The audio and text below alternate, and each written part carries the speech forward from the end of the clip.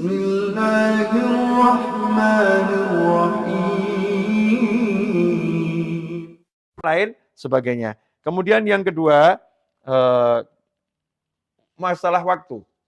Pentingnya waktu. Wal asri innal insana lafi khusrin illal ladzina amanu wa 'amilus sholihati wa tawassaw bil haqqi wa tawassaw bis sabr.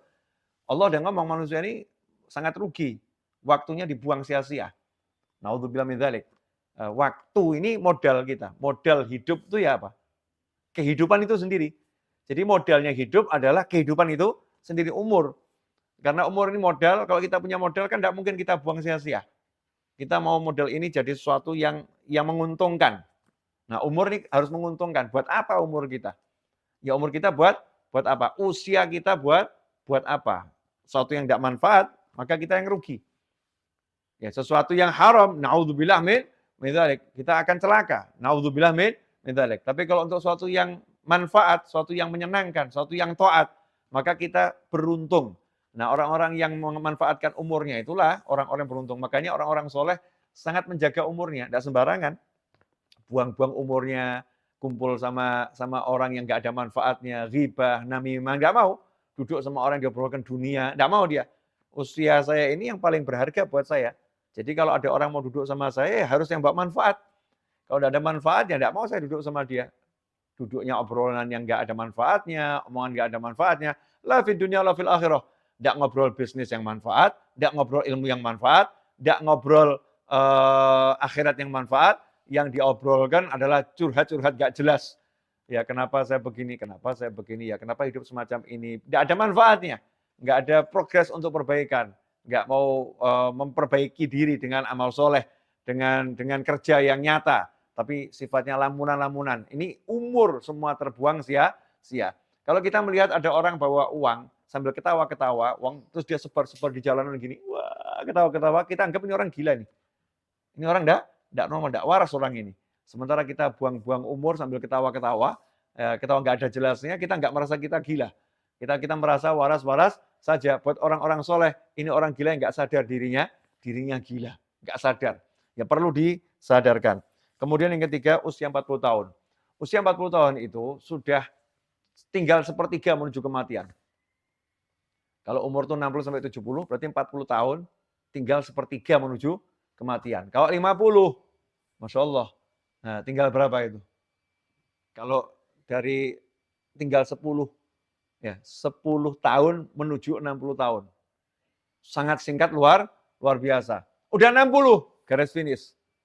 Udah di garis finish. Nah, Rasulullah SAW ngasih peringatan, kalau umur 40 kamu belum berubah, berjuang untuk berbanyak kebaikan, ya siap-siap masuk neraka. Itu sindiran keras itu loh. Emang kamu siap masuk neraka? Ya, udah siap masuk neraka. Kalau udah siap, ya silakan. Tambah aja keburukannya.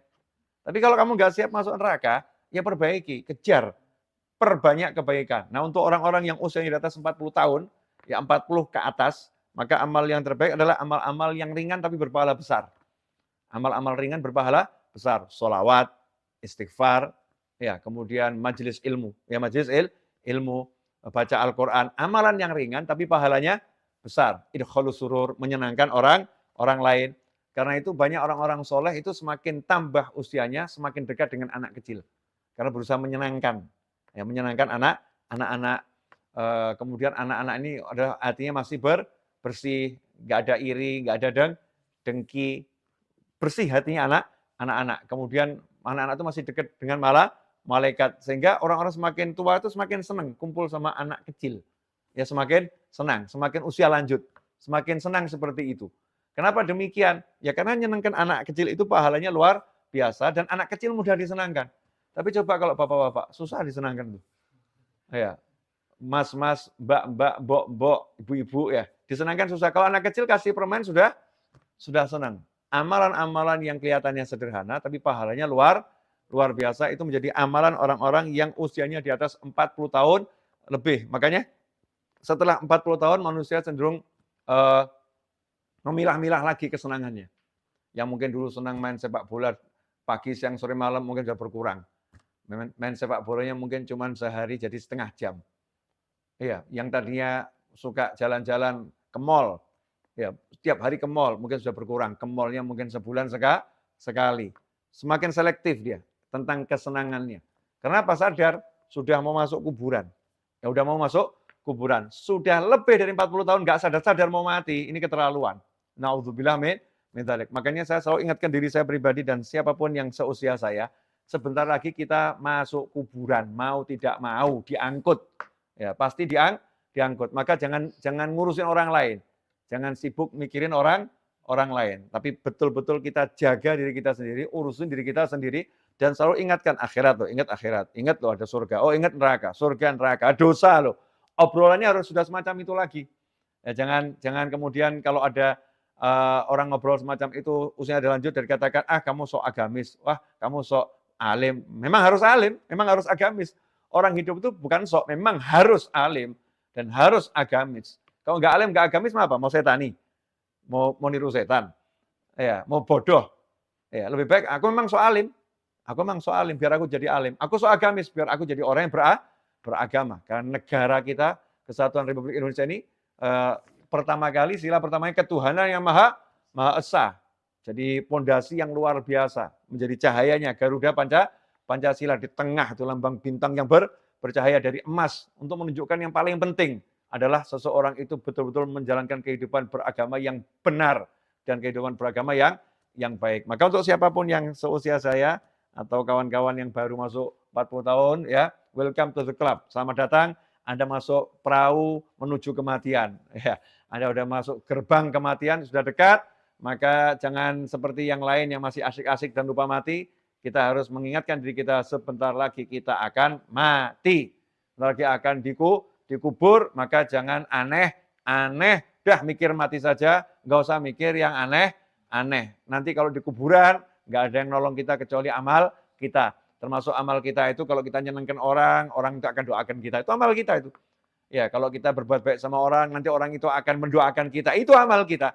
Jadi amal kita diantaranya adalah perbuatan-perbuatan baik kita kepada orang lain. Sehingga ketika kita meninggal dunia, orang itu mendoakan kita, orang itu menziarah kita, orang itu sedekah untuk kita. Itu semua adalah amal kita semasa hidup. Mudah-mudahan yang saya sampaikan pada pagi hari ini, alhamdulillah 30 menit seperti kemarin, mudah-mudahan barokah dan manfaat.